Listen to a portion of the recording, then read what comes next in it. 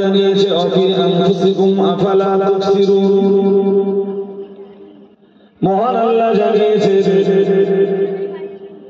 অফি আনফুসিকুম, তোমাদের নিজেদের ভিতরেই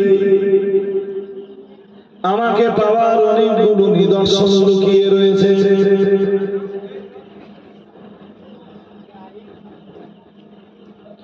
আমাদের মাইনাস পয়েন্ট হলো আমরা আল্লাহকে খুঁজে পাই না।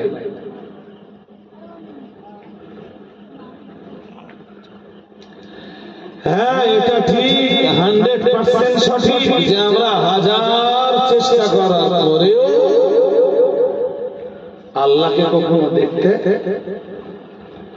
পাবো না। কিন্তু এটাও তো ঠিক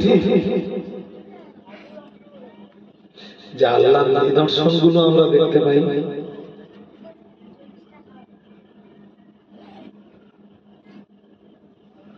এখানে জলসার কমিটি ছেলে বলেন ভাই, তবু মোটামুটি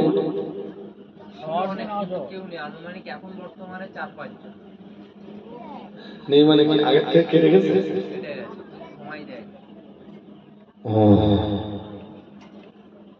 তাহলে আমি শুরুতে সময়ের কথা বলে তোমারটা ভুল বোধহয় করিনি। সময়ের কথা আবার একবার বলবো ইনশাআল্লাহ। একটুখানি যদি আপনাদেরকে বোঝাতে হবে তো কিভাবে তুমি আল্লাহর অস্তিত্ব খুঁজে পাবে? আল্লাহ বলেন, বান্দা তুমি তোমার নিজের ভিতরে আমার অস্তিত্বের সন্ধান খুঁজে পাবে। আরেকটু বলে তুমি একটু নিজেকে নিয়ে ভাবো, দেখো আমার অস্তিত্ব খুঁজে পাবো কিনা।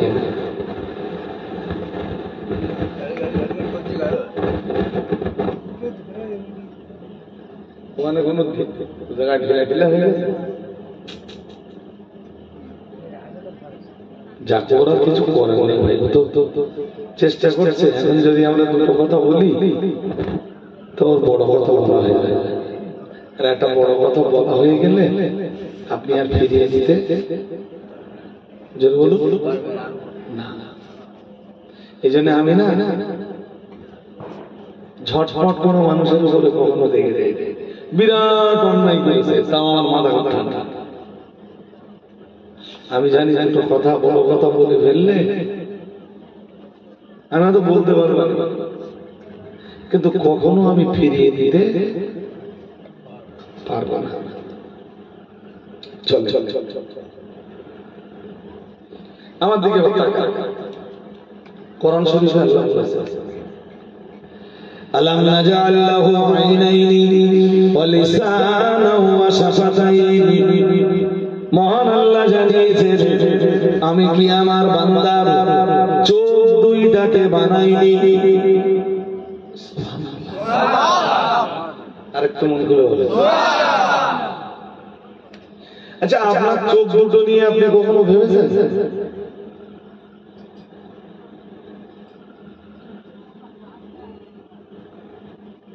আপনার আর আমার এই দুটো চোখ, এটা আপনার আমার বাবার অবদান না মায়ের অবদান?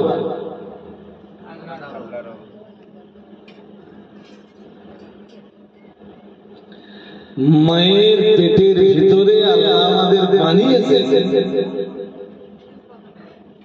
বাবার কাছ থেকে এক ফোঁটা পানি নিয়েছেন, মায়ের কাছ থেকে এক ফোঁটা পানি নিয়েছেন।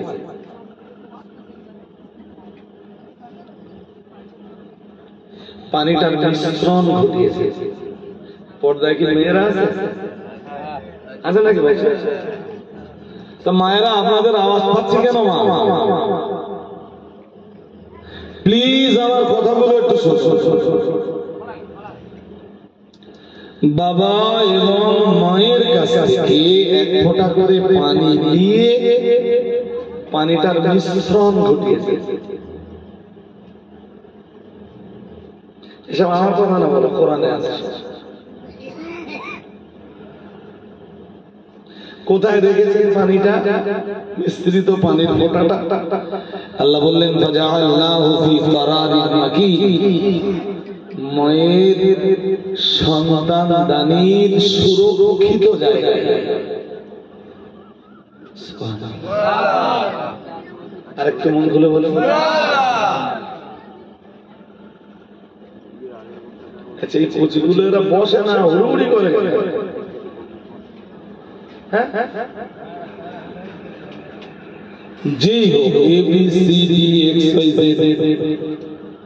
আমি বলছি যে এর চেয়ে বেশি শ্রোতা আমার লাগবে না, আপনারা ভালোই আমার কথা শুনছেন, আর যদি ধাপে ধাপে শুনেন তা আমারও ভালো লাগবে। আচ্ছা, আপনি কি জানেন যে কিভাবে আল্লাহ আপনাকে তৈরি করেছেন?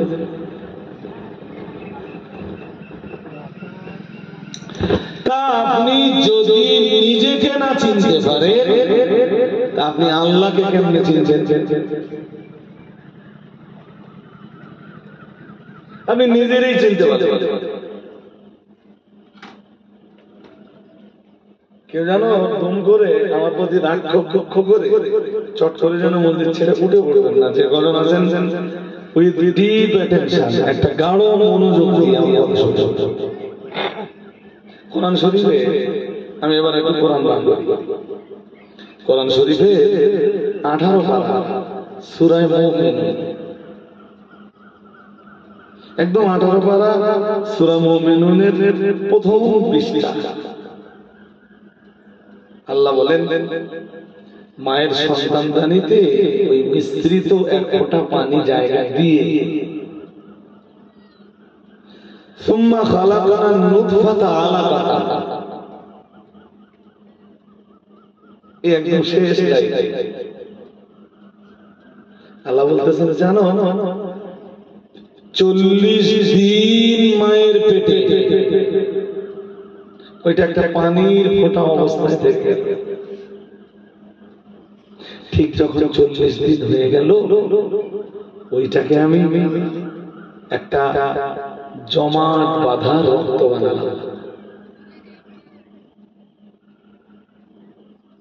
সুবহানাল্লাহ বলুন।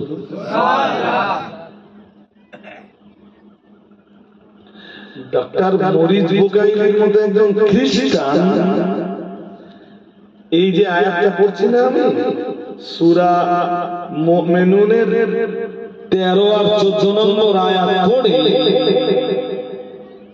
বেচারা কালেমা পড়ে মুসলমান হয়ে গেলেন। সুবহানাল্লাহ। আরেকটা মনগুলো বলেন।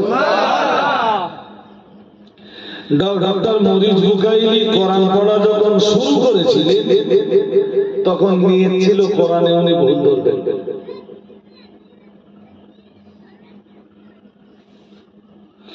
কিন্তু আজ অবধি কোরআনের ভুল যারাই ধরতে গেছে, কোরআনের ভুল তো তারা ধরতে পারেনি।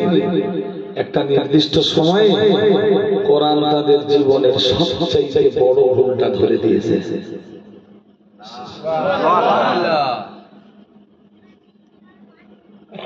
ঠিক এই আয়াতটা পড়ে ডক্টর মরিস বুকাইলি কালেমা পড়েছিলেন। কেন জানেন? মানুষ মায়ের পেটে কিভাবে তৈরি হয়, একটা বাচ্চা মায়ের পেটে কিভাবে তৈরি হয়, আমার আল্লাহ যা বলেছে আধুনিক বিজ্ঞানীরা তাই বলছে।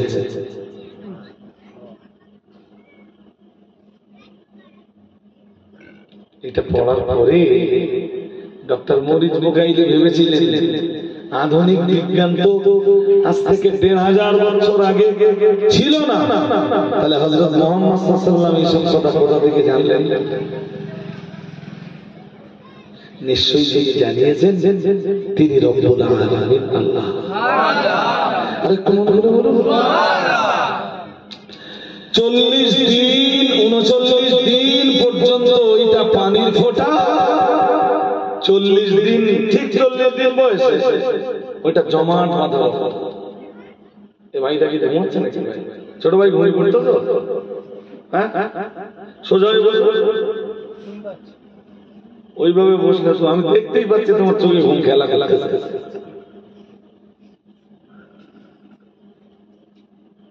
আমার একটু দেখতে ছোট মানুষ মনে হচ্ছে, দাড়ি অনেক পেকে গেছে।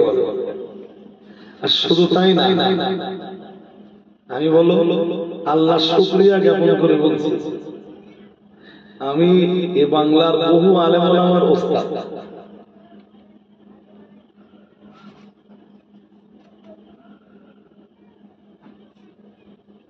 আমি আজও স্কুলে চাকরি করি, ছাত্রদের পড়াই,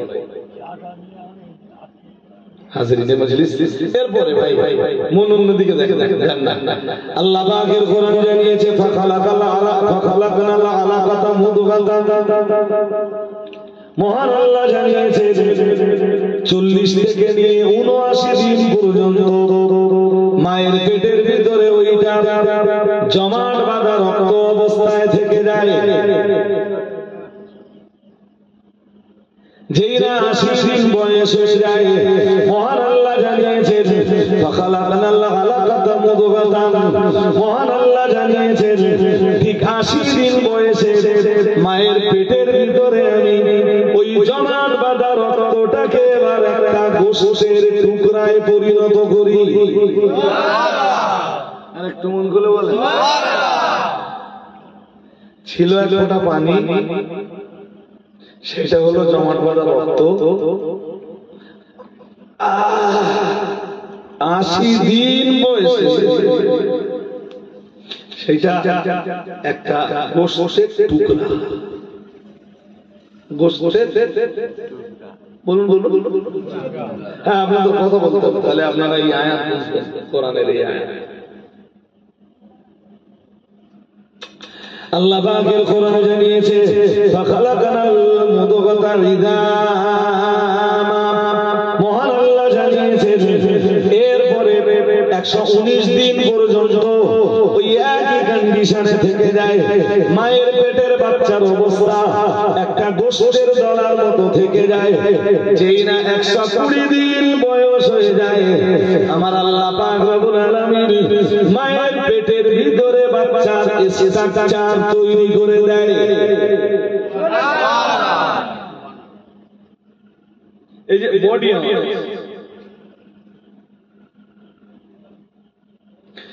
বাবা মায়ের কাছ থেকে আল্লাহ যেটা নিয়েছিলেন ওইটা দিয়ে তৈরি হয়েছে কি একটা গোশতের তলা। আর আল্লাহ মায়ের পেটে এবারে বানাচ্ছেন একটা স্ট্রাকচার, একটা বডি।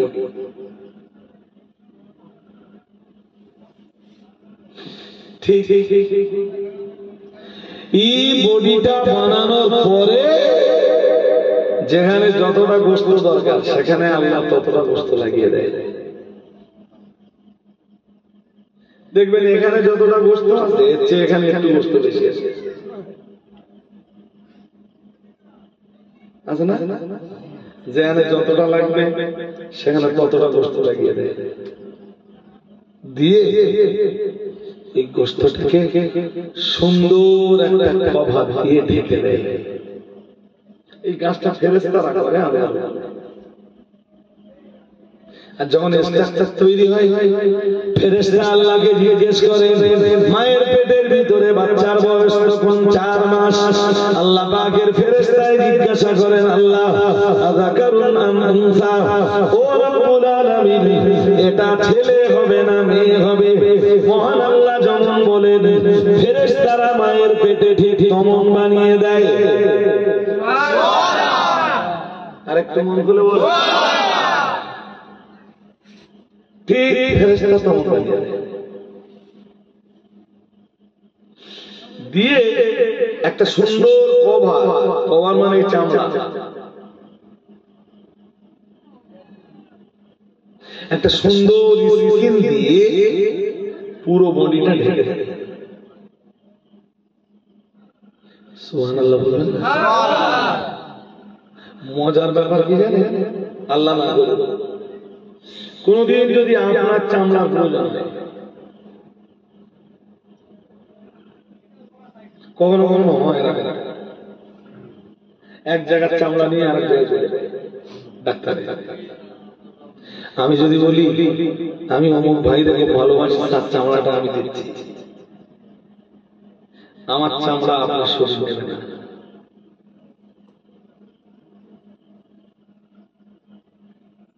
আমার খুব ক্লোজ একজন ব্যক্তি অন্যায় ভাবে শত্রুরা তাকে গুলি করে। আমার দিকে তাকান, এদিকে পায়ের এই শিরাটা ছিঁড়ে দেয়।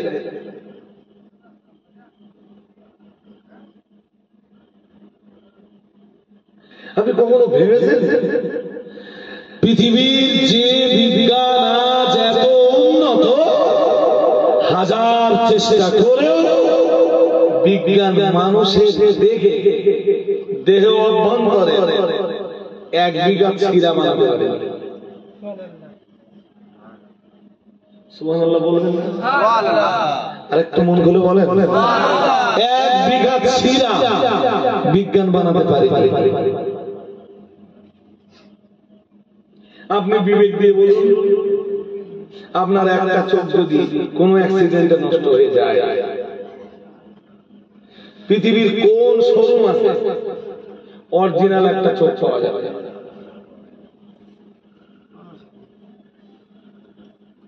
আছে? এরপরও আপনি আল্লাহকে চিনলেন না যে আল্লাহ আপনার চোখ দুটো দিলেন?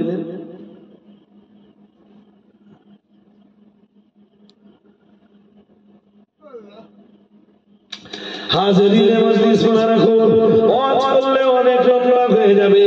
ও বাবাজিরা ভাইরা, 4 মাসে যখন বাচ্চার স্ট্রাকচার তৈরি হয়ে যায়, বডি তৈরি হয়ে যায়, কবাব দিয়ে তামাম বডিটা যখন আমার আল্লাহ ঢেকে দেয়, ও বাবাজিরা ভাইরা, ভালো করে উপলব্ধি করা দরকার।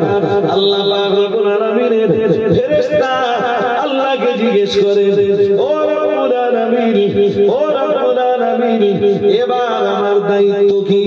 আমার আল্লাহ পাক রব্বুল আলামিন বলেন, ও আমার ফেরেশতা শোনো, আমি আল্লাহ পাক রব্বুল আলামিন বলছি, এখন তোমার দায়িত্ব হলো ওই মায়ের পেটের ওই বাচ্চার ভিতরে একটা রূহ দান করা, মায়ের পেটের বাচ্চার ভিতরে একটা প্রাণ দান করা। এটাই হলো তোমার দায়িত্ব। তুমি আমার হুকুমে মায়ের পেটের ভিতরে অবস্থানরত বাচ্চাটাকে একটা রূহ দান করো। ও বাবাজিরা ভাইরা, আল্লাহ পাকের ফেরেশতা মায়ের পেটের বাচ্চার ভিতরে যখন রূহ ফুৎকার করে দেয়, বাচ্চা মায়ের পেটের ভিতরে এবার নড়াচড়া শুরু করে দেয়। আরেকটু মন খুলে বলে। ঠিক এইভাবে মায়ের পেটে 10 মাস কেটে যায়।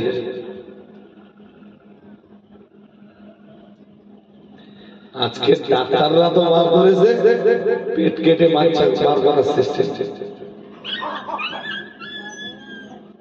এটা তো আজকের যুগের ডাক্তারদের টাকা কামাই করার একটা ধান্দা। নার্সিং হোম ওয়ালাদের টাকা কামাই করার একটা কি বলেন একটা ধান্দা। এমন ভয় লাগিয়ে দেবে, আপনি বলবেন হ্যাঁ ডাক্তার বাবু সিজার করে বার করে।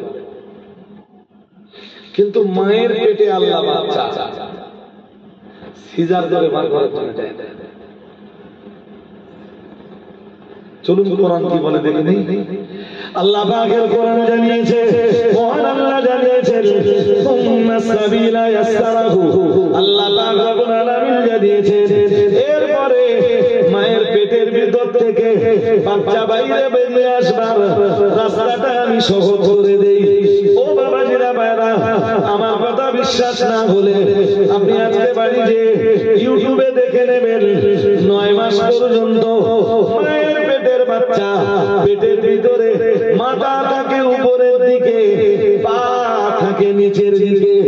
ও বাবাজিরা ভাইরা, আর ওই বাচ্চার যখন ডেলিভারির সময় হয়ে যায়, বাচ্চার যখন দুনিয়ায় আসবার সময় হয়ে যায়, আমার আল্লাহ দয়া পরবশ হয়ে মাথাটাকে নিচের দিকে দিয়ে পা দুটোকে আমার আল্লাহ উপরের দিকে করে দেয়।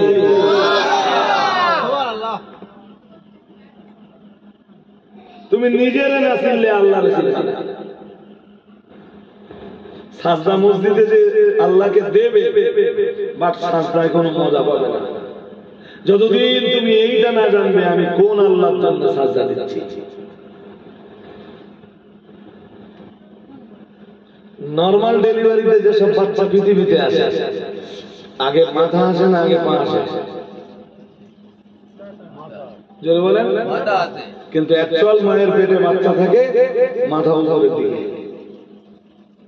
কে কে মায়ের জি মায়ের পেটের বাচ্চার মাথা ঘুরিয়ে দেয় ডেলিভারির সময়? সবাই বলুন আল্লাহ।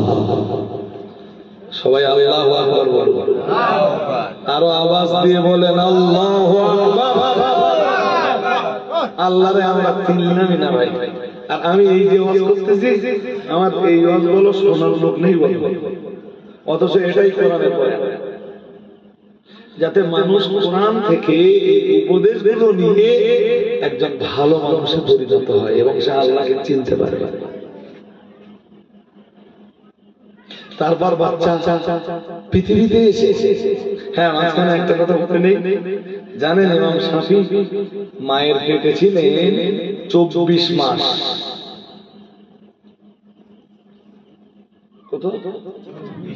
উনি 4 ইমামের একজন ইমাম শাফি রাহমাতুল্লাহ আলাইহি। উনি মায়ের পেটের ভিতরে থাকছেন। ইমাম শাফির মা কোনদিন ব্যস্ত ছিল? কেউ কিছু বললে ইমাম শাফির মা বলতেন বাচ্চার পৃথিবীতে আসবার একটা সময়। আর আমরা সময় হওয়ার আগে পেট কেটে আরে সময় দেবে। আমার মায়ের আমরা 6টা বাচ্চা, সবাই বলি আমরা সব নর্মাল ডেলিভারিতে দুনিয়ায় এসেছে। আগের যুগে আপনাদের হিসেবে আপনারা করেন সব নর্মাল ডেলিভারি, আর এখন কি আপনাকে বুঝে ফেলতে হবে সব ডাক্তাররা নার্সিং হোম ওয়ালাদের ব্যবসা।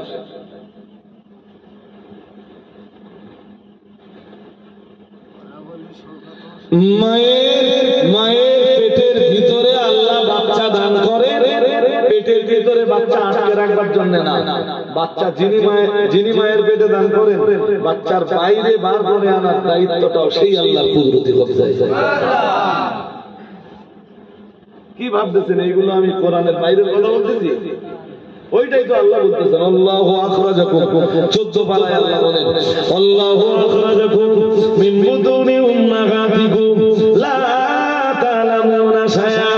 মহান আল্লাহ জানিয়েছেন, আল্লাহ পাক রব্বুল আলামিন মায়ের পেটের ভিতর থেকে এমন অবস্থায় তোমাদেরকে বার করে এনেছেন লা তা'লামুনা শাইআ।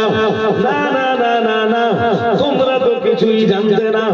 ও বাবাজিরা ভাইরা, আল্লাহ মায়ের পেটের বাইরে আমাদের বার করে এনেছে। এরপরে মায়ের পেট থেকে দুনিয়াতে আসবার পরপরই আমরা ভাত খেতে পারবো না, রুটি খেতে পারবো না, দুনিয়ার অন্য শক্ত কোনো খাবার আমরা খেতে পারবো না। তাই আল্লাহ পাক রব্বুল আলামিন আমরা পৃথিবীতে আসবার অন্তত 6 মাস আগে আমাদের মায়ের শরীরে মায়ের দেখে আল্লাহর গরম তাজা দুধের ব্যবস্থা করে রেখে দিয়েছে। আর একটু মন খুলে বলেন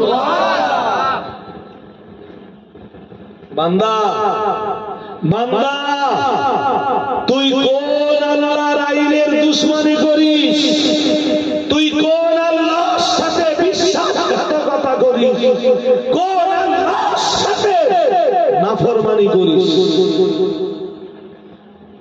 আল্লাহ, তুই কোন আল্লাহর আইনকে বুড়ি আঙুল দেখাস? এরপরে তুই যে জমিনে এলি, জমিনটাও আমার। তুই যে আকাশের তলায় অবস্থান করিস, আকাশটাও, আকাশে যে সূর্য আছে সেটাও তোর মাবুদের, রাতের বেলায় চাঁদ আছে সেটাও তোর রবের, আকাশে অসংখ্য তারকা আছে সেটাও তোর আল্লাহ।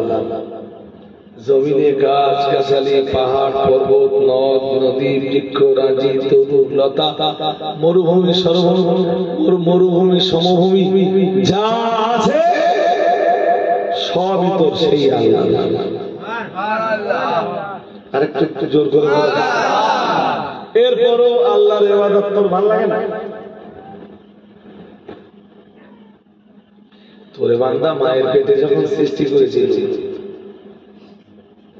আমি চাইলে তোর এই চোখ সৃষ্টি করার পরে তোর বাবা অথবা মায়ের কারোর কাছ থেকে দৃষ্টিশক্তি কেড়ে নিয়ে তোকে দিতে পারতাম, তা করিনি। তোর মায়ের দৃষ্টিশক্তি মায়ের কাছেই থেকে গেল, তোর বাবার দৃষ্টিশক্তিটা তোর বাবার কাছেই থেকে গেল। জানিস আমার রব নামের কারণে তোর চোখে আমি দেখবার ক্ষমতাটা দান করলাম। কোরআনে তো আল্লাহ ওইটা শুধু একটু চোখটা বন্ধ করে দেবেন, তারপর বুঝতে পারবেন যে চোখ দুটো আল্লাহ কত বড় নেয়ামত। আল্লাহ পাকের কোরআনে মহান আল্লাহ ওটাই জানিয়েছেন, আলাম নাজআল লাহু আইনাইনি ওয়া লিসানান ওয়া শাফাতাইন। মহান আল্লাহ জানিয়েছেন আমি কি বান্দার চোখ দুটোকে বানাইনি, ওয়া লিসানান ওয়া শাফাতাইন। আমি কি আমার বান্দার জিহ্বাটা বানাইনি, ওয়া শাফাতাইন। আমি কি আমার বান্দার ঠোঁট দুটোকে বানাইনি। ও বাবাজিরা ভাইরা, গভীরভাবে বুঝবার ব্যাপার। আমার আল্লাহ পাক রব্বুল আলামিন জানিয়েছেন বান্দা তোর চোখ দুটো আমি বানিয়েছি, তোর চোখে দিয়েছি দেখবার ক্ষমতা, এরপরে তোর কান দুটো তো আমি আল্লাহই দিয়েছি, এবং তোর কানে আমি আল্লাহ শুনবার ক্ষমতা দান করেছি। তোর ব্রেনটা তো আমি আল্লাহ দিয়েছি, এবং ব্রেনে চিন্তা ভাবনা করার ক্ষমতা সেটাও তো তোর রবের দান, সেটাও তো তোর মালিকের দান। ও বাবাজিরা ভাইরা, মনে রাখুন আল্লাহ পাক রব্বুল আলামিন এই যে দুটো হাত দিয়েছেন, আল্লাহ পাক জন্মগতভাবে হাত দুটো তো অচল করে দিয়ে আপনাকে আমাকে পৃথিবীতে পাঠাতে পারতেন। এই পৃথিবীর বহু মানুষকে দেখি যারা হাতে কোনো শক্তি পায় না, পায়ে কোনো শক্তি পায় না, আছে না নেই? কি ভাই সাহেব পাচ্ছে নাকি? এই পৃথিবীর বহু লোক দেখবেন যারা হাতে কাজ করতে পারে না। আমি নিজে দেখি পায়ে জন্মগতভাবে চলতে পারে না। আমাদের 14 বছর বয়স হয়ে গেছে, এখনো হাত তুলে খেতে পারে না। আমাদেরকে এই শক্তিটা দিয়েছেন কে বলুন? এই হাতের শক্তি যদি আবার আল্লাহ কেড়ে নেয়, দুনিয়ার কোন ডাক্তার আছে শক্তি ফিরিয়ে দিতে পারে? একটু জোর করে বলতে হবে, বলে মানে সোলো বলতে কোন ডাক্তার পৃথিবীতে নেই। যে আল্লাহ আপনার এত নিয়ামত দিলেন, পায়ে দিলেন চলার শক্তি, সে ভাই সাহেব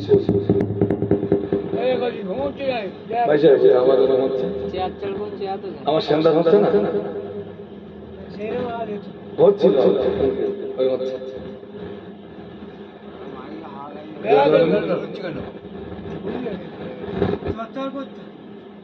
ওখানে একটা ডিস্টার্ব হচ্ছে ভাই, ট্রাই করছে না, হয় না তো ট্রাই করছে। আমি আমার যেন মনে হচ্ছে যে আমি এই যেটুকু করেছি আর যেভাবে আপনারা শুনেছেন, সত্যি আমি গর্বিত আপনাদের কাছে এসে।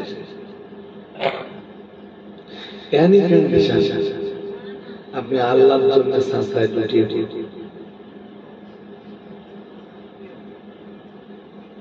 পৃথিবীর বহু মানুষ তো অচল। যদি আল্লাহ আপনাকে চলবার ক্ষমতা না দিতেন, আমাকে না দিতেন, আপনার আমার কিছু করার ছিল? জোর করে বলেন, কোন কৈফিয়ত দিতে পারতাম? কেন আপনি সেই আল্লাহকে সাজদা দিবেন না? যে আল্লাহ আপনার এত নিয়ামত দিলেন, ও বাবাজিরা ভাইরা, যে আল্লাহ আপনাকে জবান দিলেন, লিসানটা দান করলেন, লিসানের একদিকের কাজ হলো খাবারের স্বাদ গ্রহণ করা। কোনদিন কি শুধু জিহ্বাটাকে নিয়ে ভেবেছে?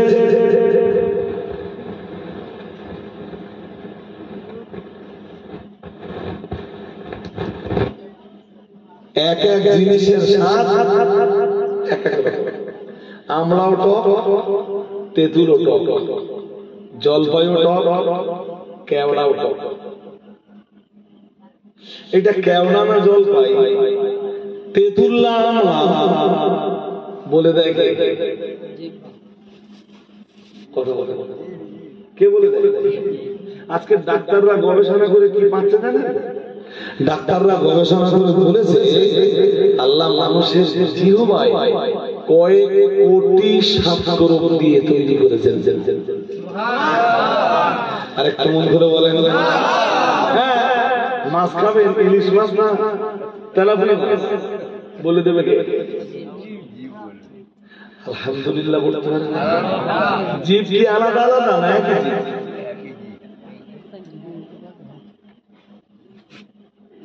আমি বলছি রিকোয়েস্ট করছি, রিকোয়েস্ট আপনাদের কাছে যে আল্লাহ এত নেয়ামত আপনাকে দিয়েছে, কোরআনে এরপরে আল্লাহ কি বলতে শুনে মন আমার দিকে রাখে। আল্লাহ পাকের কোরআন কি সুন্দর করে জানিয়েছে, মহান আল্লাহ জানিয়েছেন ওয়া ইন তাউদ্দু নি'মাতাল্লাহি লা তুহসুহা। মহান আল্লাহ জানিয়েছেন ও আমার বান্দা মনে রাখো আমি আল্লাহ পাক রব্বুল আলামিন তোমায় তো এত কিছু দান করলাম। ও বান্দা মনে রাখো আমি আল্লাহ পাক রব্বুল আলামিন বলছি এত বেশি নিয়ামত আমি আল্লাহ তোমাদেরকে দান করলাম। আমার নিয়ামতগুলো যদি তোমরা একে একে একে একে গণনা করতে থাকো, না না না না না তোমাদের জীবন শেষ হয়ে যাবে, এরপরেও তোমরা আমার নিয়ামতগুলিকে গণনা করে শেষ করতে পারবে না। আর একটু মন খুলে বল, তুই যদি একটা একটা করে গণনা করিস যে আমি কি কি নিয়ামত তোরে দিয়েছি, তুই জমিনে তাকাবি জমিনে আমার নিয়ামত, আকাশে তাকাবি আকাশে আমার নিয়ামত, তোর দেহের ভিতরে দেখবি তোর দেহের বাইরে দেখবি আমার নিয়ামত, তোর দেহের ভিতরে দেখবি সেখানেও আমি আল্লাহ আমার নিয়ামত। তোর জীবন শেষ হয়ে যাবে গণনা করে, আমার নিয়ামতের গণনা করে তুই শেষ করতে পারবি না। জোরে বলেন, তোর কাছে তো আমি কিছু চাইনি, আমি শুধু কি বলেছি বান্দা জানিস? জানিস না, শোন আমি কি বলেছি। এবারে আপনি চলে যান, ছোট ভাই ঘুম পাচ্ছে নাকি? একটু তকবীর দাও দেখি, নারে তাকবীর। এই কজন এমন আওয়াজ দেন যারা বাড়ি গেছে ওরা যেন ভাবে যে ভুল আমরাই করেছি। আমাদের আশা অন্তত এই আওয়াজটা পৌঁছে আর ভাব যেন ভুল করেছি। নারে তাকবীর। আল্লাহ এই মজলিসকে কবুল করুন, বলুন আমিন, বলুন না আমিন। আমার আগে আপনারা কি কি নসিহত শুনেছেন আমি কিছু জানি না।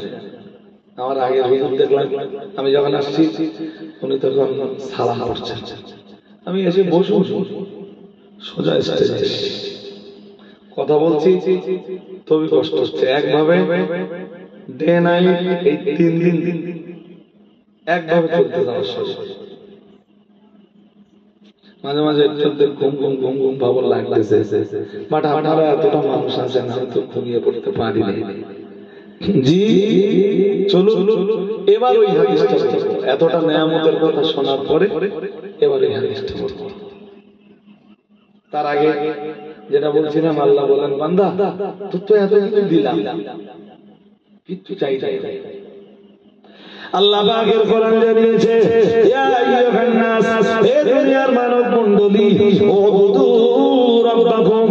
আপনি যদি আমায় জিজ্ঞেস করেন হুজুর কোরআন শরীফের এই আয়াত কোথায় রয়েছে, আমি আপনাকে সন্ধান দিতে পারবো।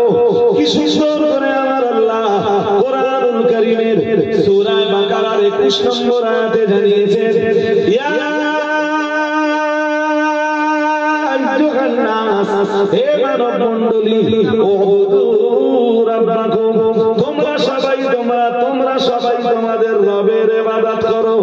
ও বাবাজিরা ভাইরা, আল্লাহ পাক রব্বুল আলামিন জানিয়েছেন বান্দা তোমায় তো আমি আল্লাহ আমার জমিনে বসবাসের জায়গা করে দিলাম, তুমি আমার জমিনে ঘরবাড়ি বানাও, আমার জমিনে মার্কেট বানাও, আমার জমিনে চাষাবাদ করো, আমার জমিনে তুমি গাছগাছালি বৃক্ষরাজি রোপণ করো, আমার জমিনে ফলের গাছ রোপণ করে বিভিন্ন ধরনের ফল তুমি আহার করো, আমার জমিনে শাক সবজি উৎপাদন করো, সেটা তোমার জীবন ধারণের জন্য ব্যবহার করো। না না না না না, বিনিময়ে আমি আল্লাহ তো কিছুই চাইব না। পানি ছাড়া তোমার জীবন অচল। ও বান্দা মনে রাখো, হয়তোবা তুমি আমার আসমানের পানি ব্যবহার করবা, অথবা আমার জমিনের তলের পানি ব্যবহার করবা, অথবা আমার দেওয়া আমার তৈরি করা নদ নদীর পানি তুমি ব্যবহার করবা। না না না না না, পানি ছাড়া তোমাদের জীবন অচল হয়ে পড়বে। তুমি আমার আকাশের পানি ব্যবহার করো, আমার জমিনের তলের পানি ব্যবহার করো, আমার তৈরি করা নদ নদী সাগর উপসাগর আর মহাসাগরের পানি ব্যবহার করো। না না না না না, বিনিময়ে আমি আল্লাহ, আমি তো তোমার কাছে কিছুই চাইব না। আমার আকাশের সূর্যের আলো ব্যবহার করো। আমি আল্লাহ আমার আকাশের সূর্যের আলো বন্ধ করে দিলে তোমাদের জীবন তো অচল হয়ে যাবে, তোমাদের জীবন ধ্বংস হয়ে যাবে। তামাম দুনিয়াটাই তো আমার সূর্যের আলো না এলে ধ্বংস হয়ে যাবে। তোমরা বান্দা বান্দি আমার সূর্যের আলো ব্যবহার করো, এরপরেও তো আমি বিনিময়ে কিছুই চাইব না। তবে বান্দা বান্দি মনে রাখো,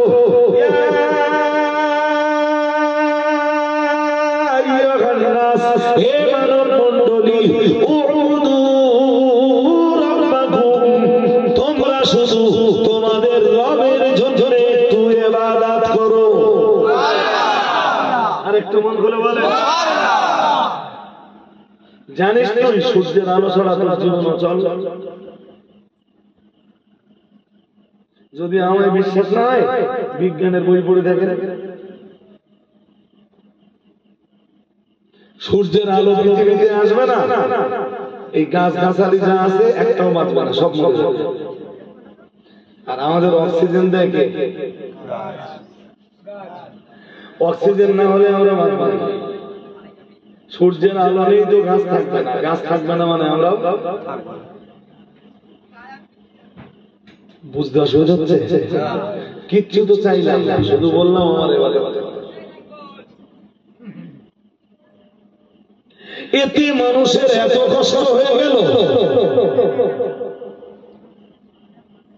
মুসলিম পাড়ায় এখনো এমন মানুষ বাস করে বছরে সূর্য দুবারই দেওয়া যায়।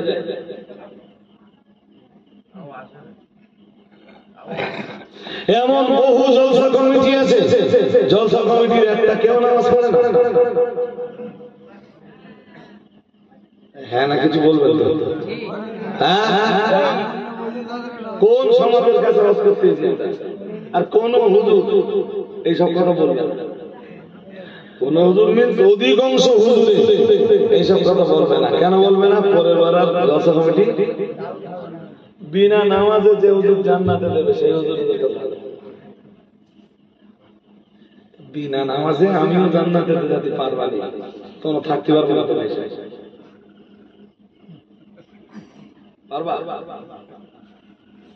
বলো বলো বলো, তোমরা যদি বলো থাকতে পারবো, তাহলে আমি আমার কোরআন আয়াত করব। আমি দায়িত্ব নিয়ে বলছি তোমরা থাকতে পারবা। গুদুগুদি করতেছ কেন? মসজিদে এসে বসা যাচ্ছে না? রাস্তায় পড়ে গুদুগুদি করতেছ। এই যে মালগুলো শুনতে পাই না নাকি?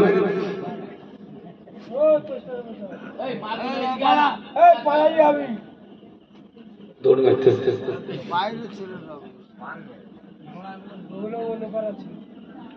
আপনি বলুন এখানে কোরআনের আলোচনা হচ্ছে, ওরা নেই। পৃথিবীতে মুসলিম মার খাবে না তো মার খাবে কে? যে জাতি আজ কোরআনের মজলিস ছিল না।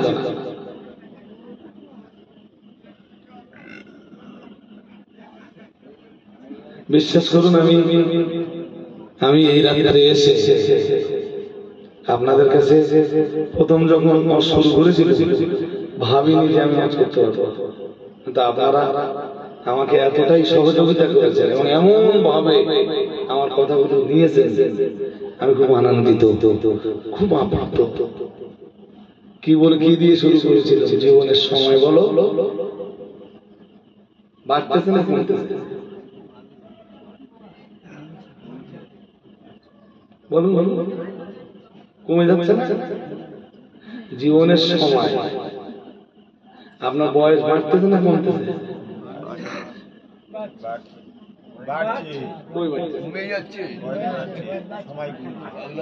এই যে বন্ধু শুরু করেছিল মনে নেই, যে ধরে নাও তোমার বয়স 70 বছর, 2024-এ তোমার বয়স কত ছিল বলো বলো? আর 25-এ আরো 1 বছর কমে গেল না? 70 থেকে কমতেছে না বাড়তেছে? হ্যাঁ, তোমার দুনিয়াবি হিসাবে বাড়তেছে। ওই অঙ্কটা যদি করো তাহলে তো তুমি সহজে ভালো মানুষে পরিণত হতে পারবা না। যেদিন ভাবতে শিখবা যে আমার বয়স কমতেছে,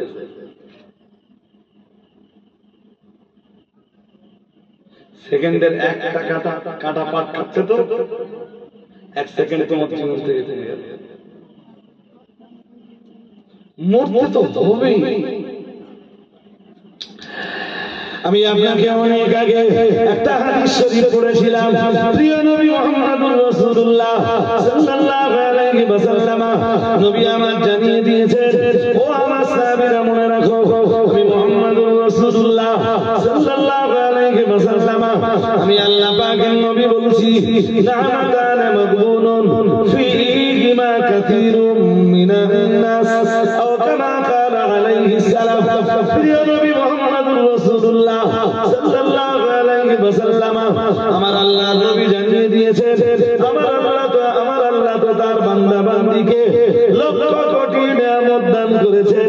প্রিয় নবী মুহাম্মদুর রাসূলুল্লাহ সাল্লাল্লাহু আলাইহি ওয়াসাল্লাম নবী আমার জানিয়ে দিয়েছেন, আল্লাহ তার বান্দা বান্দীকে লক্ষ কোটি কিংবা অগণিত যে নিয়ামত দান করেছেন, ওই অগণিত নিয়ামতের ভিতরে এমন 2টা নিয়ামত আছে মুহাম্মদুর রাসূলুল্লাহ সাল্লাল্লাহু আলাইহি ওয়াসাল্লাম আমার আল্লাহর নবী জানিয়ে দিয়েছেন, নামাতানি মাগবুনুন ফীহিমা কাসীরুম মিনান নাস। নবী আমার জানিয়ে দিয়েছেন, এমন 2টা নিয়ামত রয়েছে যে 2টা নিয়ামতের ব্যাপারে অধিকাংশ উম্মতিরা, আল্লাহর অধিকাংশ বান্দা বান্দীরা যে 2টা নিয়ামতের ব্যাপারে ধোঁকার ভিতরে পড়ে রয়েছে। ও বাবাজিরা ভাইরা, প্রিয় নবী মুহাম্মদুর রাসূলুল্লাহ সাল্লাল্লাহু আলাইহি ওয়াসাল্লাম নবী আমার 1 নম্বরে জানিয়েছেন আসিহাতু।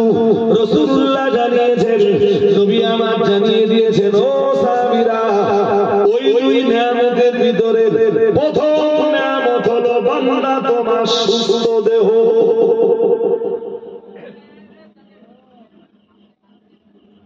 কি দেহ? কি দেহ? সুস্থ দেহ। আমার আল্লাহর দেওয়া এক বিরাট বড় নিয়ামত। আর এইটা আপনাদের কেমনে বোঝাই আমি জানি না, তবে কলকাতার যে বড় বড় হসপিটাল গুলো আছে, NRS, RG Kar, PG medical college, এই সমস্ত হসপিটাল গুলোতে যাবে, যে দেখবেন যে আল্লাহ আপনার কত মনে দেখেছে, ওদের না দেখলে আপনি কত ভালো আছেন এটা বুঝতে পারবেন। আমি গল্প বলছি, এবার একটা বাস্তব কথা বলি। আমি কামেল টাইটেল 4 বছর আলিয়া ইউনিভার্সিটিতে করেছিলাম। আমরা মৌলানা কমপ্লিট করি আলিয়াতে, আলিয়া ইউনিভার্সিটি। তো 2004 থেকে 2008 ওই পিরিয়ডে আমার এলাকায় কে অসুস্থ হলে হসপিটালে নিয়ে যাওয়া, ডাক্তার দেখা, যদি পুরুষ মানুষ হয় রাত্রে রোগীর কাছে থাকা। আর আমার সুবিধা কি হতো, সারা রাত আমি রোগীর কাছে থাকলাম, সকালবেলা সকাল 10টার ভিতরে তাদের বাড়ি থেকে লোকজন চলে এলো, আমি রোগী ছেড়ে দিলাম, আমি ওখানে গোসল করে জামা কাপড়টা পাল্টে নিয়ে আবার আলিয়াতে চলে গেলাম, আলিয়া থেকে আবার সন্ধ্যাবেলায় এখানে চলে এলাম। ওরা সন্ধ্যাবেলা ট্রেন ধরে বসে রাখছিল। কারণ অসুস্থদের সেবা করা এইটা একটা বিরাট ইবাদত। সুবহানাল্লাহ।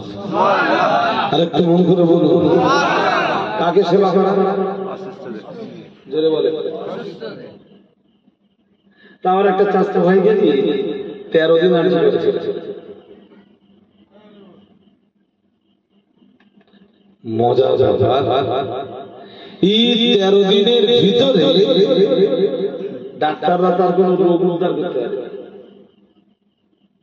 14 দিনের মাথায় ডাক্তার তখন সকাল 11টা সাড়ে 11টা বাজে, তখন বলুন আজকে ওর মেডিকেল, ওর জন্য মেডিকেল টিম বসবে। উনি পরীক্ষা নিরীক্ষা এটা সেটা যা কিছু করা দরকার করলো, মেডিকেল বোর্ড বসালো, সেখানে বসে আমার ডাক্তার ওই বোর্ডে ডেকে বললো কি হয় আপনার? তাই বললাম সম্পর্কে আমার ভাই হয়। বলে নিজের ভাই? বললাম না। তাহলে ভাইকে বাড়ি নিয়ে জানা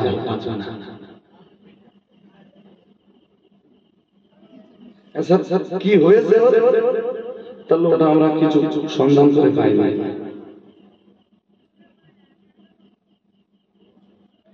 আপনাদের নবী কত দূরদর্শী, 1500 বছর আগে আপনাদের নবী বলছেন সুস্থ দেহ, এই চোখ যেমন আল্লাহর এক নেয়ামত। শুনছেন নাকি? এ ভাই সাহেব ঘুমিয়ে পড়েছেন নাকি? হ্যাঁ, তাহলে চোখ বন্ধ করলে তো হবে না। এই যে পাগল দেখেছেন, পাগল? আচ্ছা, যেই পাগলগুলো সারি বাড়ির ডাস্টবিনে আমরা খাবার ফেলে দিতেছি, ওই খাবারগুলো তুলে তুলে খাচ্ছে, দেখেছেন? আচ্ছা, আমাদের কাছে তো ভাত চাইলে আমরা দিতাম না, ওইটুকু সেন্স নেই, ব্রেন ওইটুকু কাজ করে না।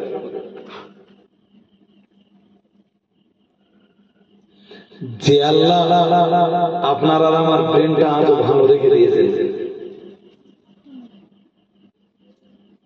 এটা আল্লাহ নিয়ামত না? হ্যাঁ না বলেন না? এটা আল্লাহ ছোট নিয়ামত না বড় নিয়ামত? প্রচন্ড ঠান্ডায় পাগল রাস্তার উপরে পড়ে আছে একটা চর্চায়।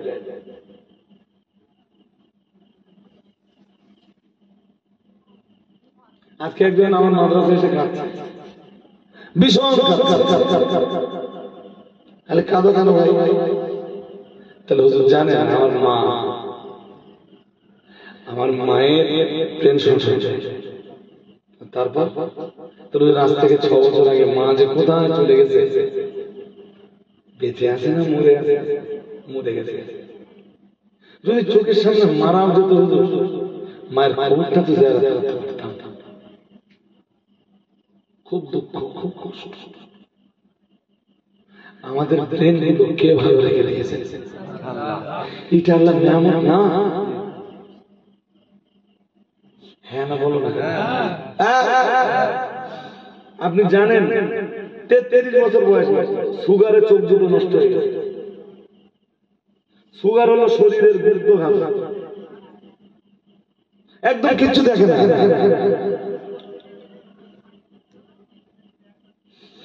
এইসব লোকগুলো দেখে আমার মনে হতো যে আল্লাহ আপনি আমায় কত ভালো রেখেছেন,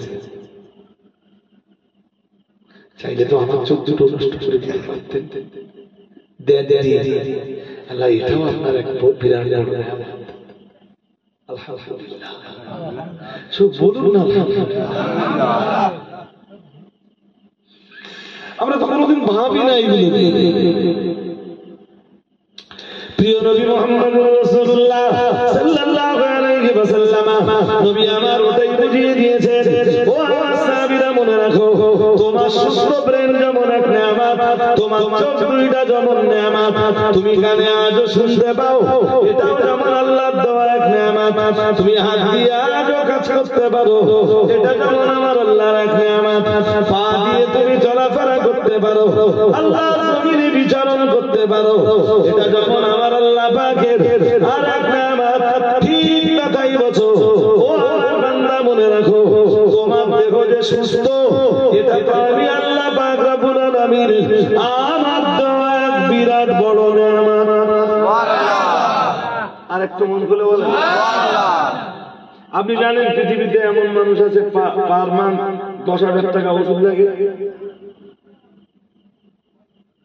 আপনার কি মনে হয় আল্লাহ তার তুলনায় আপনার একটু ভালো লাগে নাকি? হ্যাঁ না বলবা?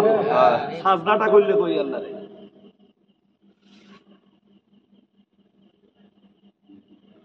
আল্লাহর জন্য সাজদাটা দিলে কই? যিনি তোমার এত নিয়ামত দিয়েছেন, যিনি সর্বশেষ তোমার সুস্থতা দান করেছেন।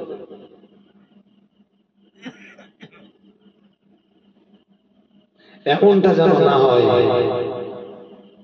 সুস্থ জীবনটা দিয়ে আল্লাহর নামে ইবাদত করলে না। পৃথিবীতে দেখবেন যত কাজ আছে সব যুবকরা করে। আচ্ছা বলেন দিন, এই সেনাবাহিনীতে যারা কাজ করে 55 বছর বয়স একজনও আছে? হ্যাঁ না কিছু বলছে আচ্ছা আচ্ছা কেন নেই? বুড়ো দিয়ে কিছু হয় না, মাইন্ডে নেবেন না। অনেক মুরব্বীরা আছে, আপনারা পিতৃতুল্য ব্যক্তি, ক্ষমা করবেন না ভাই। বুড়ো মানুষ দিয়ে সমাজের কিছু হয় না। আরে তারা নিজেরাই নিজেদেরকে সামলাতে পারে না, চলতে গেলে লাঠি লাগে। ভুল বলছি নাকি? হ্যাঁ। আর নামাজের জন্য সেই বুড়োগুলোর মসজিদে ঢুকিয়ে দিচ্ছি আমরা। আর যেগুলো চাঙ্গা আছে ওগুলো কি সব এলাকায় দেখবেন 2-1 জন যুবক আছে মসজিদে, আর অধিকাংশ কি মসজিদে গেলে শুধু কাশি দাও। আরে হাসতেছেন কেন? তো সত্যি কথা বলতে। আর যুবক কই? যুবক যুবক তাসের আড্ডায়, যুবক জুয়ার আসরে, যুবক মদের দোকানে, যুবক নাইট পার্টিতে, যুবক রাত্রেবেলা হোটেলে, যুবক ক্যারাম বোর্ডের আড্ডায়, যুবক সিনেমা হলে, যুবক বিচিত্র অনুষ্ঠানে, সুস্থ দেহ মনের ফুর্তিতে এই পাপের আসরে ঘুরে বেড়াচ্ছে। আর যেইগুলো মসজিদে আছে ওদের দেহ খুব একটা ভালো জায়গায়। এখন রাগ করতেছেন নাকি ভাই? না ভুল হয়ে যাচ্ছে? আপনি বলতে পারেন যে হুজুর এইসব কথা আপনি বলতেছেন। আমি যদি কোরআন হাদিস পড়ে দলিল না দিতে পারি আমি ওয়াজ করা ছেড়ে দেব। আমি যা বলবো সব কথার পক্ষে দলিল দেবো ইনশাআল্লাহ।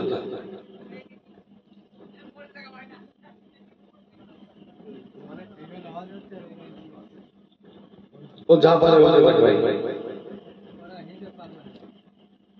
ওই তো বলছি যুবক, যে বয়সটা আল্লাহর ইবাদতের জন্য দেওয়া দরকার ছিল ওই বয়সটা হাসি ঠাট্টা তামাশা বিদ্রুপ ইত্যাদিতে যুবক ওই সময়টা কাটিয়ে দিয়েছে। হে জওয়ান, তুমি ভুলে গেছো তোমার জীবনের সময়কাল, তোমার জীবনের আয়ুষ্কালটা বাধা। ঠিক নেবে? ঠিক ঠিক এবার একটা হাদিস পড়ি। দয়াল নবী মুহাম্মদুর রাসূলুল্লাহ সাল্লাল্লাহু আলাইহি ওয়াসাল্লাম নবী আমার জানিয়ে দিয়েছেন, ও আমার সাহাবীরা মনে রাখো, আমি মুহাম্মদুর রাসূলুল্লাহ সাল্লাল্লাহু আলাইহি ওয়াসাল্লাম আমি আল্লাহ পাকের নবী বলছি, হাসরের ময়দানে তোমরা যেদিন উঠবে, হাসরের ময়দানে কোন গাছের ছায়া থাকবে না, কোন ঘরবাড়ির ছায়া থাকবে না, কোন বৃক্ষের ছায়া থাকবে না, কোন মহিষের ছায়া থাকবে না। দয়াল নবী মুহাম্মদুর রাসূলুল্লাহ সাল্লাল্লাহু আলাইহি ওয়াসাল্লাম জানিয়েছেন, হাসরের ময়দানটা হবে দুদু ময়দান, 12 সূর্যের মুখ মাথার উপরে থাকবে। দয়াল নবী মুহাম্মদুর রাসূলুল্লাহ সাল্লাল্লাহু আলাইহি ওয়াসাল্লাম আমার আল্লাহর নবী জানিয়ে দিয়েছেন, না না না না না, ওই কঠিন দিনে কোথাও কোনো ছায়ার ব্যবস্থা রাস্তা থাকবে না। এরপরও আমি মুহাম্মদুর রাসূলুল্লাহ সাল্লাল্লাহু আলাইহি ওয়াসাল্লাম বলছি, শুধু একটাই ছায়া থাকবে, আমার আল্লাহ তাআলা আল্লাহ পাকের আরশে আজিমের ছায়া। ও বাবাজিরা বাবা, আমার আল্লাহ নবী জানিয়ে দিয়েছেন, ও আমার সাহাবীরা মনে রাখো, আল্লাহর আরশে আজিমের ছায়া সেদিন আল্লাহ পাকের সাত শ্রেণীর বান্দারা জায়গা পাবে আমার আল্লাহর আরশের ছায়া তলে। দুনিয়ার সাত শ্রেণীর মানুষেরা জায়গা পাবে। ও বাবাজিরা ভাইরা, ওই সাত শ্রেণীর মানুষের আলোচনা আলাদা আলাদা করে আজ আমায় করবার মতো সময় নেই। শুধু যেটুকু না বললে নয়, ওই আমি আপনাকে বলবো। তাই নবী মুহাম্মদুর রাসূলুল্লাহ সাল্লাল্লাহু আলাইহি ওয়াসাল্লাম ওই সাত শ্রেণীর বয়ান দিতে একটা পর্যায়ে এসে বললেন, ওয়াসাবুন নাশাফি ইবাদাতিল্লাহ আও কামা ক্বালা আলাইহিস সালাম। দয়ায় নবী মুহাম্মদুর রাসূলুল্লাহ সাল্লাল্লাহু আলাইহি ওয়াসাল্লাম নবী আমার জানিয়ে দিয়েছেন, ওই সাত শ্রেণীর ভিতরে যাদের যৌবন বয়সটা কেটেছে আল্লাহর ইবাদত করতে করতে, যাদের যুবক বয়সটা কেটেছে আল্লাহর ইবাদত করতে করতে, হাসরের ময়দানে ওই কঠিন দিনে আমার আল্লাহ তাআলা আল্লাহ পাক তাদেরকে সেদিন তার আরশে আজিমের তলায় জায়গা করে দিবে।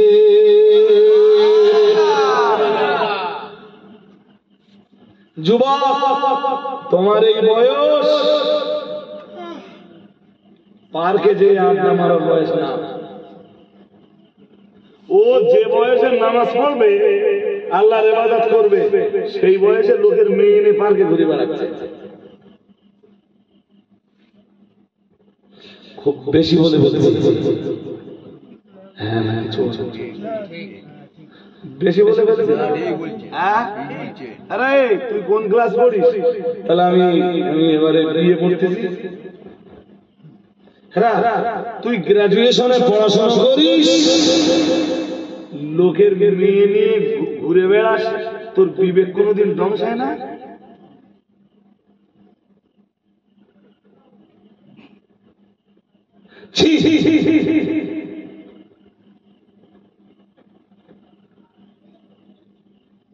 লোকের মেয়ে একটা মোটরসাইকেলে তুলে বাইক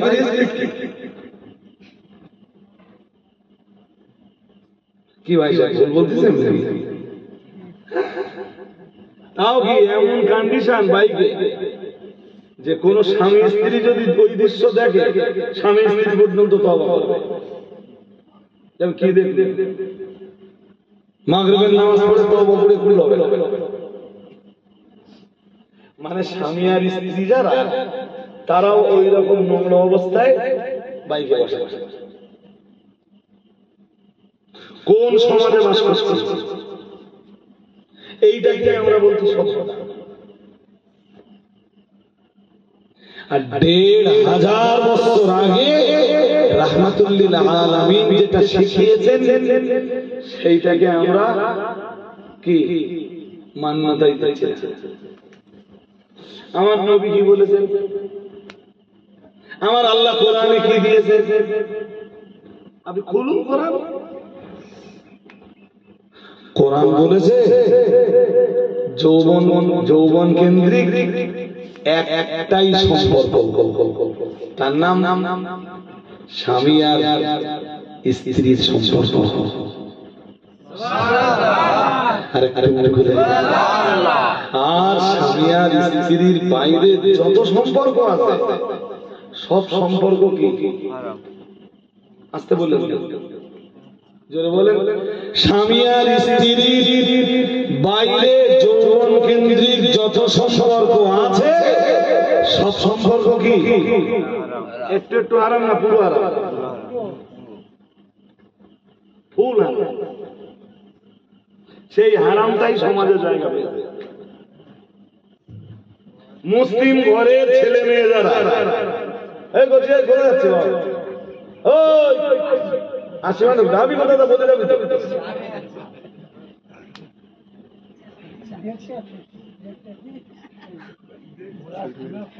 ভাই সাহেব,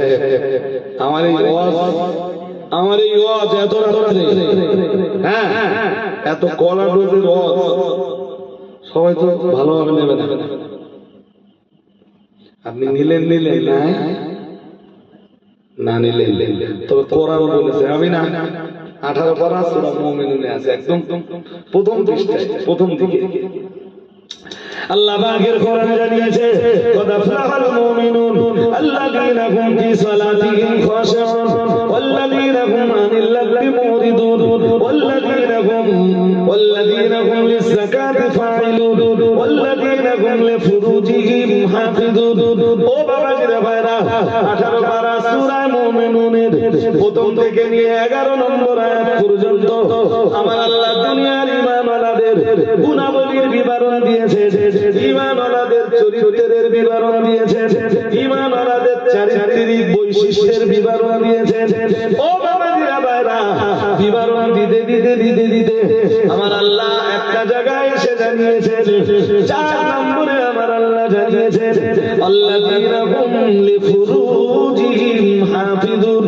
আল্লাহ পাক রব্বুল আলামিন জানিয়েছে, যারা তাদের যৌবনকে হেফাজত করতে পেরেছে তারাই হলো ঈমানদার।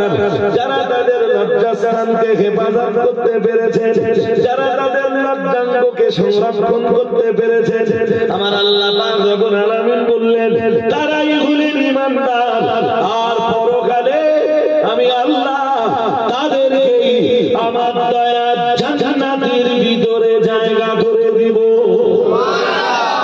আরেকটু মন খুলে বলেন, যারা যৌবন নষ্ট করেছে, যৌবন এদের জান্নাতে যাওয়া কষ্ট, এটা বলতেছেন কে? আমি না আল্লাহ বলতেছেন? বলেন আল্লাহ বলতেছেন। এই যে 1-2 আয়াত না ভাই সাহেব, কোরআন শরীফের অগণিত আয়াত রয়েছে, যে আয়াতগুলো এক মজলিসে আলোচনা করে শেষ করা সম্ভব? শুধু আমার দিকে তাকান, শুধু যৌবনের উপরে একদিন আলোচনা শুনবেন, যৌবন কি এবং কেন। আমি যদি এখন জিজ্ঞাসা যে যৌবনটা আল্লাহ কেন দিয়েছে, আপনি তো সেইটাই উত্তর দিতে পারবেন।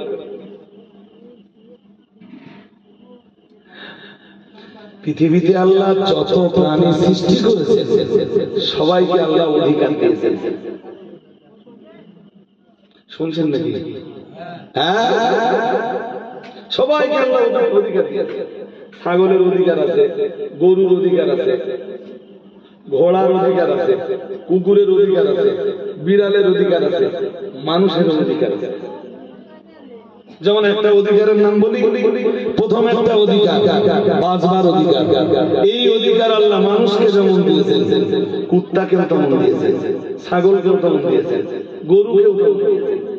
খাদ্য খাওয়ার অধিকার মানুষকে দিয়েছেন, পশুকেও দিয়েছেন।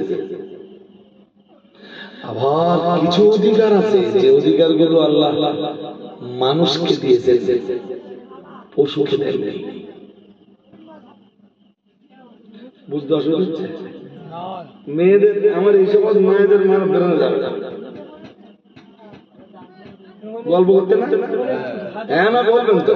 হ্যাঁ, আপনারা আমার ভালোই বুঝতেছেন। ওদের মাথা যাবে না, ওরা ভালো বলতে পারে কি? বাদামের খোলা, বাদামের খোলার একটা আওয়াজ আছে না? দুনিয়ার কোন বইতে নেই, অথচ বাদামের খোলা আওয়াজ হয়ে গেল। যাকে আল্লাহ আমাদের বুঝবার তৌফিক দান করুন, বলুন আমিন, বলুন সকলে আমিন। আমরা ওই দিকে মন দেব না। কিছু অধিকার আছে আল্লাহ মানুষকেও দিয়েছেন, পশুকেও দিয়েছেন। কিছু অধিকার আছে শুধু মানুষকে দিয়েছেন, পশুকে দেন। চাচি মাইকটা নয় ভেতরে দেই, ওখান থেকে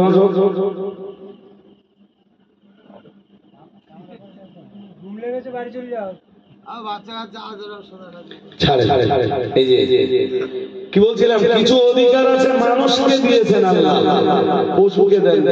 যেমন ধর্ম পালনের অধিকার, এটা গরুরে আল্লাহ দেন। কাকে দিয়েছেন? কারণ গরুর ভিতরে ধর্ম পালনের যোগ্যতা নেই। যার যোগ্যতাই নেই অধিকার দিয়ে লাভ।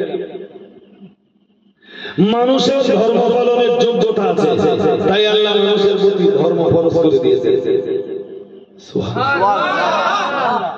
যেমন আর একটা অধিকারের নাম বলি, বিবাহ। বিয়ে বলো শুধু যৌবনের তাড়নায় করি, বিয়ের শরীয়তগত কারণ আছে। বিয়েটা আমারও অধিকার, আপনারও অধিকার। এই অধিকার কে দিয়েছেন? জোরে বলুন। কিভাবে বলবো আল্লাহ অধিকার দিয়েছেন? কোরআন শরীফ 4 পারা সূরা নিসা 3 নম্বর আয়াত দেখবেন। আল্লাহ বলেন, ফানকিহু মা তাবা লাকুম মিনান নিসাই। ও বান্দা, তোমরা যখন যৌবনে পদার্পণ করবা, তোমরা যখন যৌবনে পদার্পণ করে থাকো, আমি আল্লাহ পাক রব্বুল আলামিন বলছি, হালাল মেয়েদের ভিতর থেকে পছন্দ মতো 2, 3, 4 পর্যন্ত বিবাহ করতে পারো।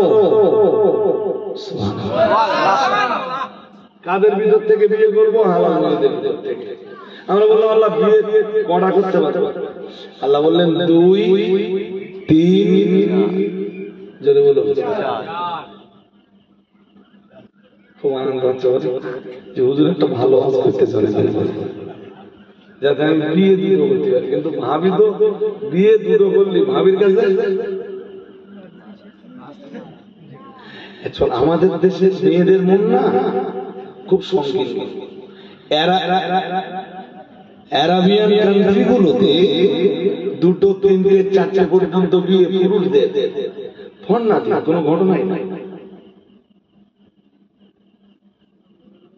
মৌলানা শুনলে তো তাক লেগে যাবে। একটা বিয়ে করতে দিয়ে তাই ঘান লেগে যাবে যে মৌলানা শুনছে। সৌদিতে এখন যা মেয়েদের মৌলানা শুনলে আপনি অবাক হয়ে যাবেন। ধরুন ইন্ডিয়ান টাকায় 5 লাখ টাকা, এবং বাকিটা কি বাকি যা হয় ইন্ডিয়া। আর মেয়েরাও বোকা, বাকিতে ওরা কবুল বলে দেয়। অমুক গ্রামের বাসিন্দা, অমুক থানার অন্তর্গত অমুক গ্রামের বাসিন্দা, অমুকের পুত্র নওশা মোহাম্মদ অমুক এত টাকা দান মোহরের পরিবর্তে তোমার সাথে বিবাহ করতে আসিয়াছে, তুমি উক্ত বিভাগে রাজি হইয়া শাসিগণের সম্মুখে আমাকে উকিল নিযুক্ত করো। মেয়ে বলে দিলে কবুল, আমি কবুল করব।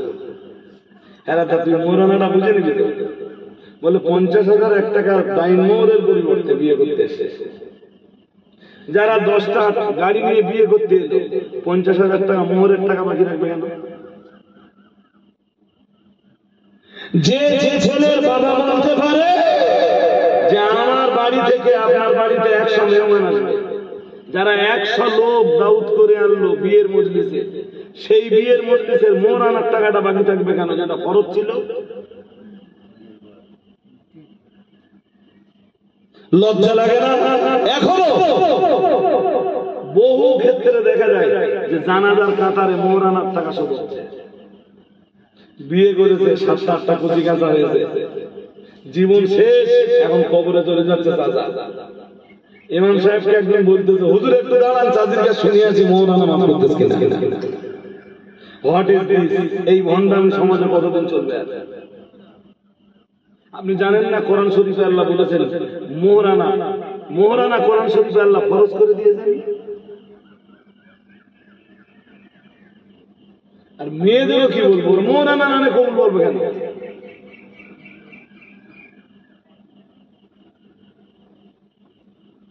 ও কে বলেছে 10টা গাড়ি করে বিয়ে? ও খালি গাড়ি নিয়ে ফিরে দেখে মোহরানার টাকা বাকি, কোনটাই বাকি না। মোহরানার টাকায় কালকে 1000 লোক খাবে, গোস্তের দোকানে বাকি। হ্যাঁ না বলবো তো, গোস্তের দোকানে বাকি তো, মিষ্টির দোকানে বাকি, মোহরানার টাকাটা বাকি কেন? আপনাদের কারো বাকি নেই?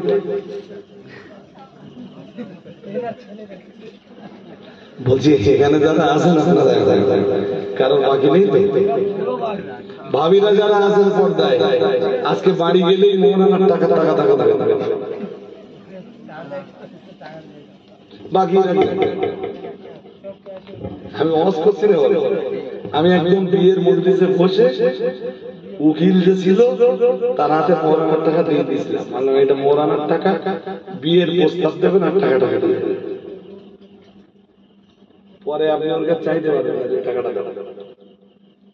ও যদি স্বেচ্ছায় আপনাকে দেয় ওর ব্যাপার, অ্যাকচুয়াল ওই টাকার অধিকার ওর।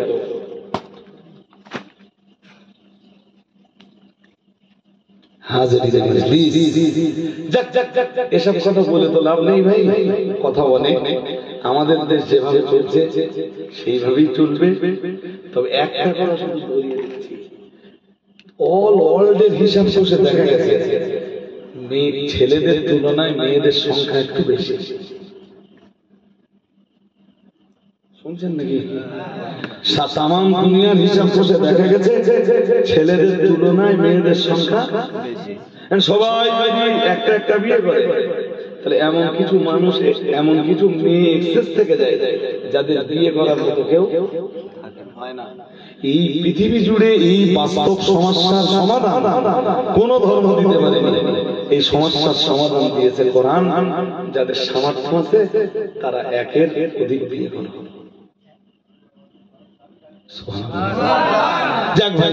এইটা বলা আমার উদ্দেশ্য না, ওই আয়াত থেকে আমরা পেলাম বিবাহ করার অধিকার। বিবাহ করার অধিকার কুকুরের নেই, বিড়ালের নেই, ছাগল আর গরুর নেই। আল্লাহ পাক রব্বুল আলামিন 4 পারা সূরা নিসার ভিতরে ও বাবাজিরা ভাইরা মানব মণ্ডলীকে যেমন বিবাহ করার অধিকার দিয়েছেন, ঠিক কথাই বছর 15 পারা সূরা বানী ইসরাঈলের 32 নম্বর আয়াতে আমার আল্লাহ জানিয়ে দিয়েছেন ওয়ালা তাকরাবুজ জিনা ইন্নাহু কানা ফাহিশাতাও ওয়া সাআ সাবিলা।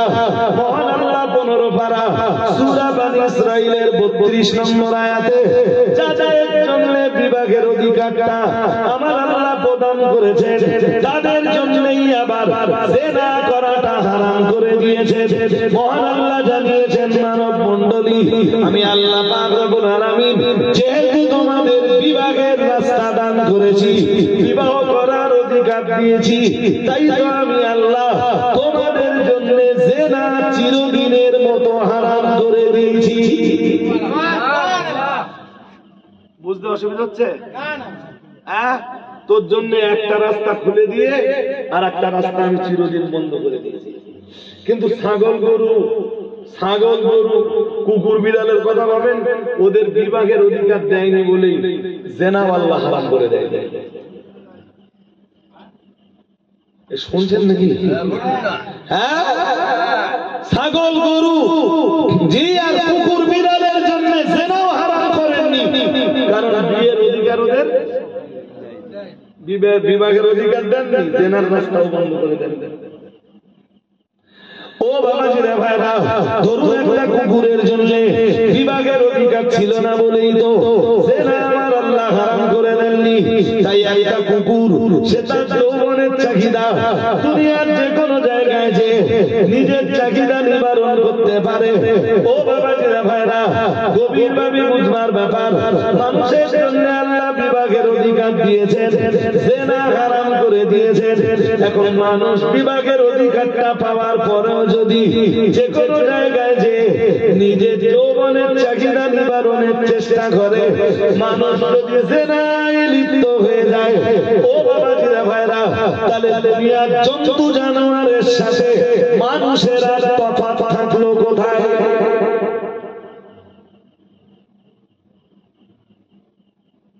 নারী হোক আর পুরুষ হোক,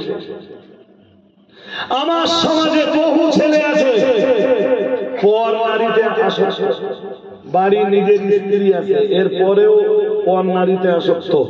বহু নারী আছে পর পুরুষে আসক্ত, স্বামী আছে এরপরও পর পুরুষে আসক্ত। নাউজুবিল্লাহ। একটু জোর করে বলো। 3টে কচির মা, স্বামী কচি সব ফেলে রেখে যদি বলেন হুজুর আপনারা এসব খবর কেমনে রাখেন, কিছু হলি তো ফতোয়া নেওয়ার জন্য আমাদের কাছে যাবে। হ্যাঁ না বলেন? দুটো বাচ্চা, বউ ফেলে রেখে শাড়ি নিয়ে চলে গেছে।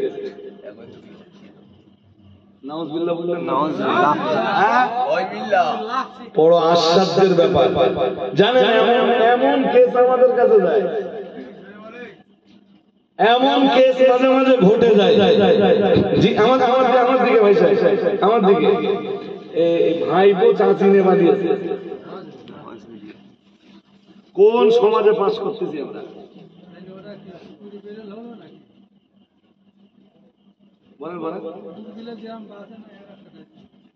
এই তো বুঝে গেছে আর অসুবিধা কি ভাই। হাজিরিনে মজলিস, আমি অজার আপনাদের কাছে আজকে লম্বা করবো না। অনেক অনেক ধন্যবাদ দিচ্ছি যে কটা মানুষ নিয়ে শুরু করেছিলাম তার চেয়ে এখন একটু হলেও বেড়েছে, বাড়েনি? আলহামদুলিল্লাহ। আর যে অর্জন বলছি, যদি মনে হয় যে এইগুলো কোরআন এবং হাদিসের কথা এবং বাস্তব কথা, তাহলে মেনে চলবার দাবিটা আপনাদের কাছে রাখা কি আমার মনে হবে? কমিটির ছেলে যারা আছে ভাই, সবাইকে নামাজ পড়তে হবে, সবাইকে নামাজ দিতে হবে ইনশাল্লাহ। বলো তুমি আসো বলো কমিটিতে ভাই সাহেব। এই যে ঠেলা, এই যে আচ্ছা কমিটিতে নাই বাতা, এই যে বন্ধু চাচা বাবা আমার কমিটিতে যদি আপনি নাও থাকেন, আপনারা যারা আছেন, আমি বলছি আপনাকে নামাজি হতে হবে, আপনাকে ধার্মিক হতে হবে, আপনাকে আল্লাহওয়ালা হতে হবে। জি আমি বক্তব্য ছাড়বো।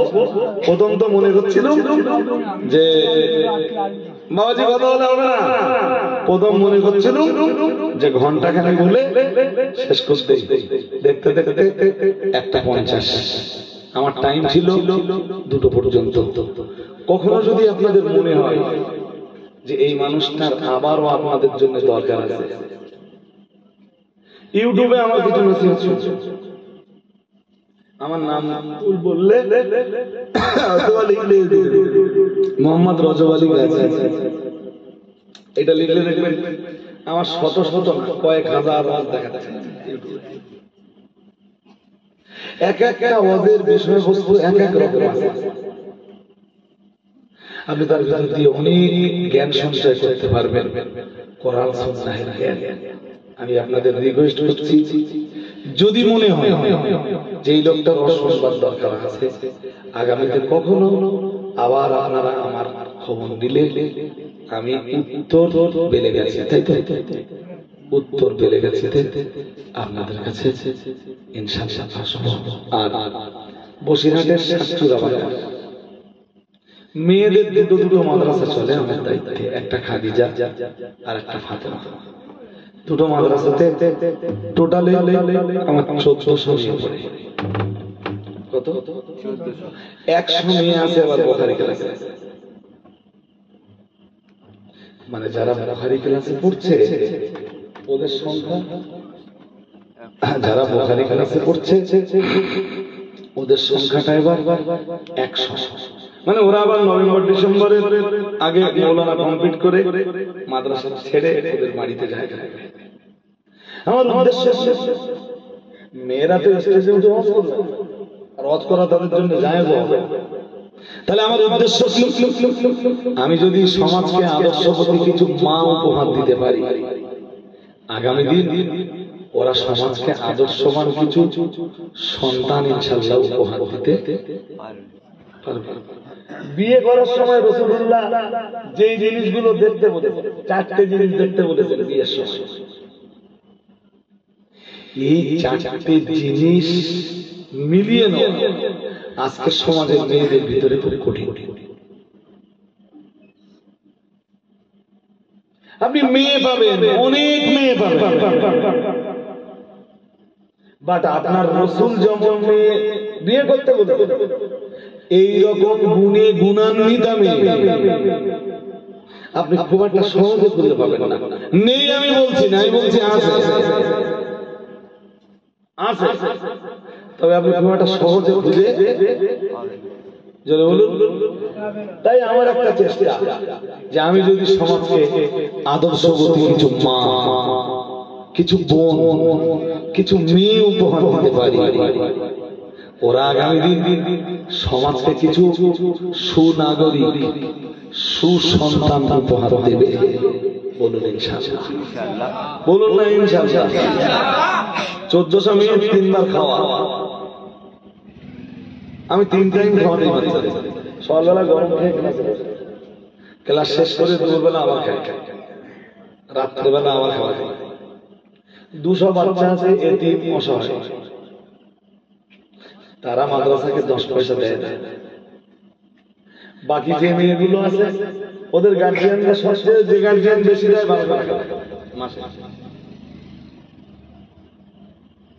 কিন্তু একটা মেয়ের পিছনে খরচ হয় আমার 2500 টাকা।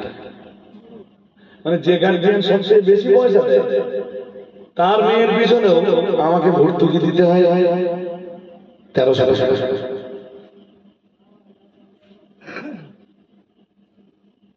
এরপরেও আল্লাহ শুকরিয়া, আমার দিনের বেলা নিজের স্কুল আছে, এরপরে রাত্রে অজবসি আছে।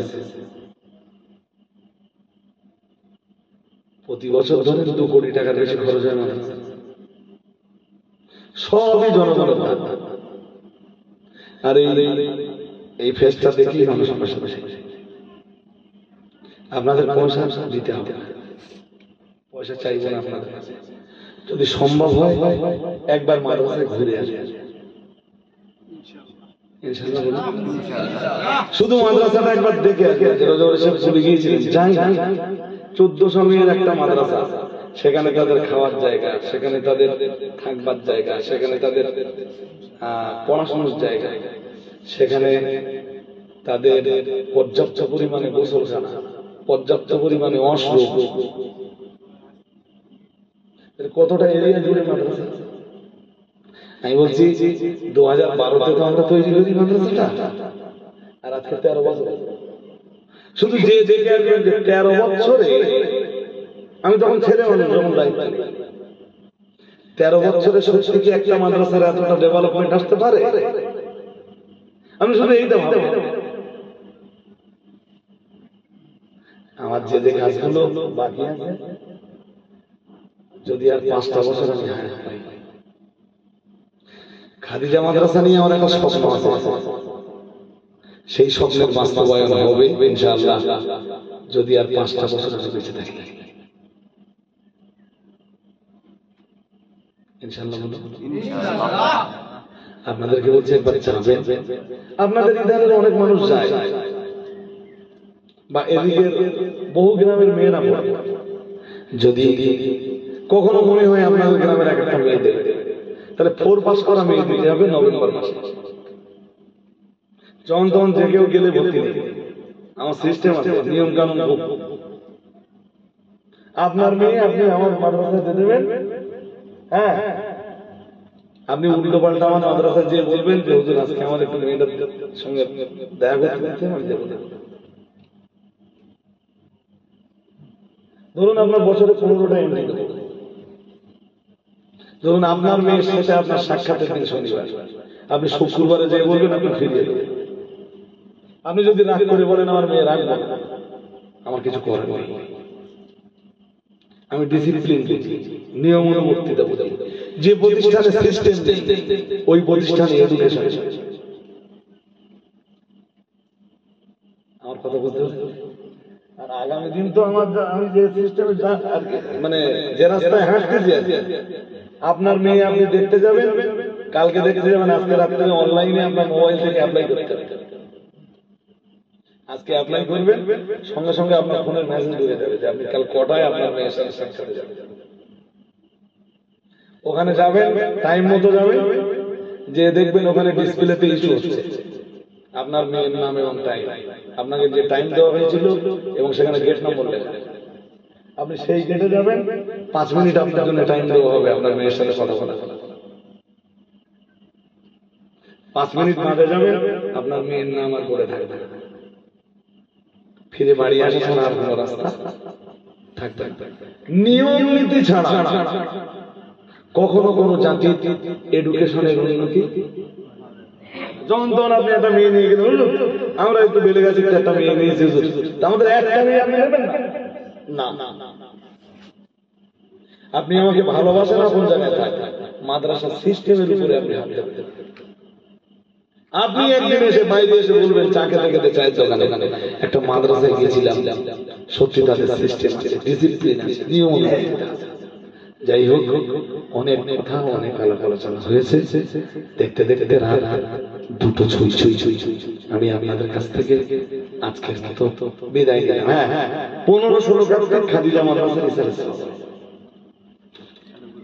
আপনাদের জন্য যাওয়ার দুটো রাস্তা। এখান থেকে যদি গাড়ি করে যান মালঞ্চল হয়ে চলে যাবে, আর যদি ট্রেনে যান শিয়ালদা থেকে হাসনাবাদ দোকান ধরলে নিমদাড়িয়া স্টেশনে নামিয়ে দেবে, স্টেশনের পিছনে একবার যাবেন, দেখে আসবেন, আশা করি ভালো লাগবে। 15-16 কার্তিক ইসার সাহেবের তারিখ নড়াচড়া হয় না, নড়চড় হয় না। আপনি একবার যাবেন, এই আশাবাদী থেকে আপনাদের কাছ থেকে আমি বিদায় নিলাম। ওয়াকিলু দাওয়ানা আলহামদুলিল্লাহি রাব্বিল আলামিন। অন্তর খুলে দরুদ শরীফ পড়ুন। আল্লাহুম্মা সাল্লি আলা